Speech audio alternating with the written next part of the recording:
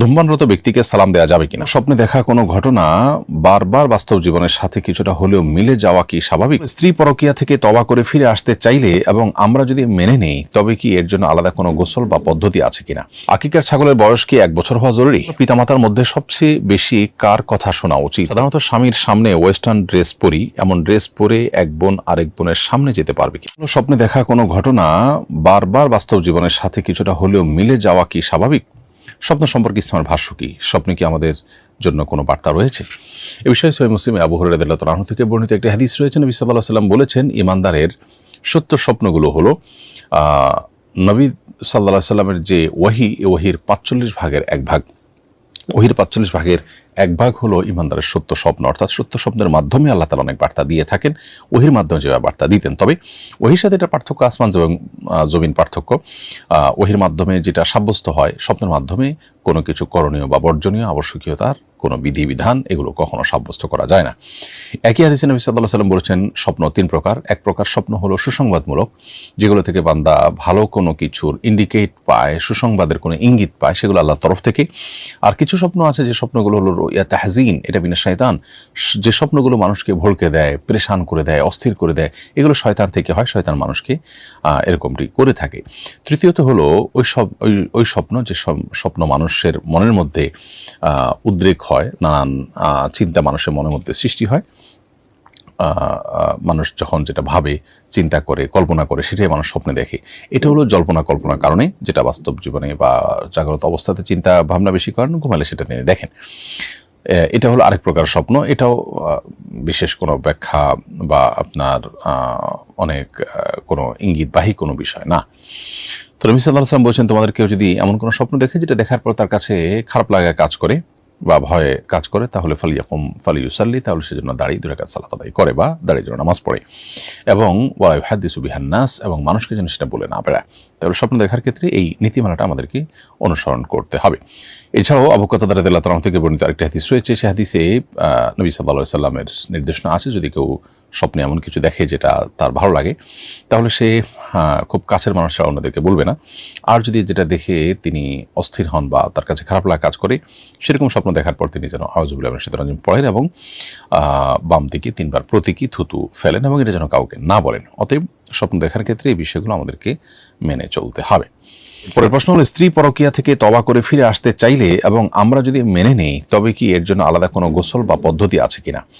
কেউ যদি জেনা, ব্যভিচার কিংবা পরকীয়া বা হারাম সম্পর্ক, রিলেশন থেকে বেরিয়ে আসতে চান, তাহলে তাকে তওবা করতে হবে। তওবা মানেই হলো জীবন পরিবর্তন করা বা ফিরে আসা। এই তওবা বা ফিরে আসার প্রক্রিয়া বা পদ্ধতি হলো, তিনি যে অপরাধ করেছেন ইতিপূর্বে, সেগুলোর জন্য তিনি অনুশোচনা করবেন, অনুতপ্ত হবেন, লজ্জিত হবেন, নিজেকে ভৎসনা করবেন এবং তার ভুল স্বীকার করে আল্লাহর কাছে মাফ চাইবেন, পূর্বের গুনাহের জন্য আল্লাহ মাফ করেন। সেই সাথে ভবিষ্যতে আর কখনো এই ধরনের অপরাধে লিপ্ত হবেন না মর্মে তিনি সংকল্প করবেন। তার এই সংকল্প, দীপ্ত কণ্ঠের শপথ এবং পূর্বের কাজের জন্য লজ্জিত অনুতপ্ত হওয়া এবং আল্লাহর কাছে ক্ষমা চাওয়া, এগুলোই হলো তওবা। এর পাশাপাশি অপরাধ থেকে তো তাকে সরে আসতেই হবে, এসেই তো তার পুনঃসূচনা করবেন। এই কাজগুলোর মধ্য দিয়ে তার তওবা সম্পন্ন হবে এবং তিনি পূর্বের সমস্ত গুনাহ থেকে আল্লাহর কাছ থেকে মাপ পেয়ে যাবেন। তওবা করার জন্য আলাদা করে গোসল করার প্রয়োজন নেই। তবে আবু হুরায়রা রাদিয়াল্লাহু আনহু থেকে আবু দাউদের বর্ণিত একটি হাদিস রয়েছে, সেই হাদিসের আলোকে সালাতুত তওবার ধারণা আমরা জানতে পারি। সেটি হলো যে, মা মিন আবদিন ইয়াজনিবু যামবান ফায়াহসিনুত তুহুর, কোনো ব্যক্তি যদি কোনো গুনাহ করে এবং ভালো করে গুনাহ করার পর তিনি যদি তওবা করার চিন্তা করেন, তখন উত্তম করে তিনি ওযু করেন, ভালো করে ওযু করেন, পবিত্রতা অর্জন করেন। সুম্মা ইয়াকুমু ফাসাল্লা, এরপর ফায়ুসাল্লি, এরপর যদি তিনি দাঁড়ান এবং নামাজ পড়েন, রাকাতাইন ফায়ুসাল্লি রাকাতাইন, এরপর 2 রাকাত নামাজ যদি তিনি পড়েন, সুম্মা ইস্তাগফিরুল্লাহ, এরপর তিনি আল্লাহর কাছে ক্ষমা চান, ইল্লা গাফারাল্লাহু লাহু, তবে আল্লাহ তাআলা তাকে মাফ করে দেন। অতএব কোনো বিশেষ বড় কোনো গুনাহ হয়ে গেলে যদি আমরা ভালো করে ওযু করে 2 রাকাত নামাজ পড়ে আল্লাহর কাছে মাফ চাই, সেটা হবে তওবার সর্বোত্তম উপায়। অতএব আপনি সালাতুত তওবা আদায় করতে পারেন, কিন্তু আলাদা করে গোসল করার প্রয়োজন নেই। আকিকার ছাগলের বয়স কি 1 বছর হওয়া জরুরি? উত্তর হলো হ্যাঁ। আকিকা এবং কোরবানির ছাগল এর বয়স 1 বছর হওয়া জরুরি। 1 বছর হলে তখন কোরবানি করা যায়, এবং 1 বছরের ছাগল হলে তখন আকিকাও করা যায়। আর 1 বছরের নিচে হলে আকিকা এবং কোরবানি কোনোটি বিশুদ্ধ হবে না, এমনিতে জবাই করে খাওয়া যাবে। আমার কোনো আপন ভাই বোন নেই, শুধু একজন দুধ ভাই আছে। দুধ ভাই কি বাবার উত্তরাধিকার সম্পদ পাবে? উত্তর হলো না, আপনার দুধ ভাই আপনার উত্তরাধিকার সম্পদ পাবে না। সম্পদ পাওয়ার জন্য রক্ত সম্পর্কীয় হওয়া জরুরি। রক্ত সম্পর্কীয় নয়, শুধু দুধের সম্পর্কের ভিত্তিতে কিন্তু উত্তরাধিকার সম্পদ পাওয়া যায় না। এরপরে প্রশ্ন হলো, পিতামাতার মধ্যে সবচেয়ে বেশি কার কথা শোনা উচিত? অনেক ক্ষেত্রে একই বিষয়ে দুজন দুরকম নির্দেশনা দেয়, আমি দ্বিধায় পড়ে যাই। এই প্রশ্ন উত্তর হলো যে নির্দেশ মান্য করার ক্ষেত্রে পিতাকে অগ্রাধিকার দিতে হবে, এটা হলো সাধারণ এবং জেনারেল কথা। আর এমনিতে শ্রদ্ধা এবং আপনার সদাচরণের ক্ষেত্রে সবচেয়ে বেশি অগ্রাধিকার হলো মায়ের। এই জন্য নবী সাল্লাল্লাহু আলাইহি ওয়াসাল্লামকে যখন একজন সাহাবী জিজ্ঞাসা করেছেন, ইয়া রাসূলুল্লাহ, আমি কার সাথে বেশি সদাচরণ করবো? নবী সাল্লাল্লাহু আলাইহি ওয়াসাল্লাম বলেছেন, তোমার মায়ের। 3 বার বলার পর এরপরে বলেছেন যে তোমার বাবার।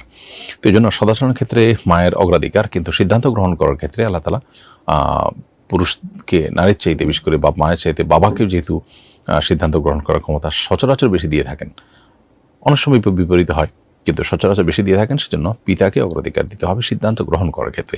হ্যাঁ, কোনো বিশেষ কেসে যদি এমন হয় যে এখানে আসলে মায়ের সিদ্ধান্তটা বেশি গুরুত্বপূর্ণ, তাহলে সেটা আপনি অগ্রাধিকার দিতে পারেন। সেক্ষেত্রে বাবাকে আপনি ম্যানেজ করবেন বা বোঝার চেষ্টা করবেন।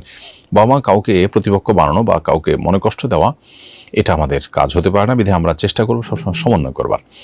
সাধারণত স্বামীর সামনে ওয়েস্টার্ন ড্রেস পরি, এমন ড্রেস পরে এক বোন আরেক বোনের সামনে যেতে পারবে কিনা? উত্তর, নাভি থেকে হাঁটু পর্যন্ত সতর ঢাকা থাকলে যেতে পারবে। এটুকু একজন নারী অন্য নারীর সামনে এতটুকু সতর মেনটেন করলে চলে। ফলে আপনি এতটুকু সতর মেনটেন করে এক নারী অন্য নারীর সামনে যেতে পারেন। আমরা 2 বন্ধু একই বাসায় থাকি, আমি ব্যবসা করি আর সে স্টুডেন্ট। সে আর্থিকভাবে খুবই অসচ্ছল। তার অনুমতি ছাড়া কি আমি তার বাসা ভাড়ার টাকা যাকাতের টাকা থেকে দিতে পারবো? উত্তর হলো, তার অনুমতি ছাড়া এটা দিতে পারবেন না।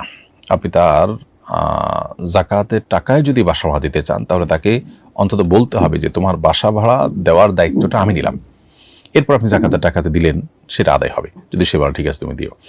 আর যদি তাকে না জানিয়ে আপনি এটা করেন, তাহলে সেক্ষেত্রে আদায় হবে না। কারণ জাকাত মূলত গরিবকে দিতে হয়, সে তার মতো করে খরচ করবে। তার কল্যাণার্থেও খরচ করতে পারেন, কিন্তু সেক্ষেত্রে তার পারমিশন জরুরি। এখন তার জন্য এমন কিছু করলেন যেটা সে জানেই না, পারমিশন দেওয়া তো দূরের কথা, তাহলে সেক্ষেত্রে আপনি জাকাতের যে টাকা, জাকাতটা তাকে দিলেন, যে টাকাটা জাকাত দিলেন, সেই টাকাটা আসলে স্বাধীনভাবে খরচ করবার সুযোগ সে পায়নি।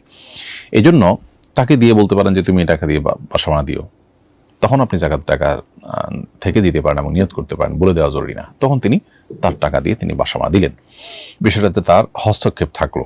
ধূমপানরত ব্যক্তিকে সালাম দেওয়া যাবে কিনা? উত্তর হলো না, ধূমপানরত ব্যক্তিকে সালাম দেওয়া উচিত হবে না।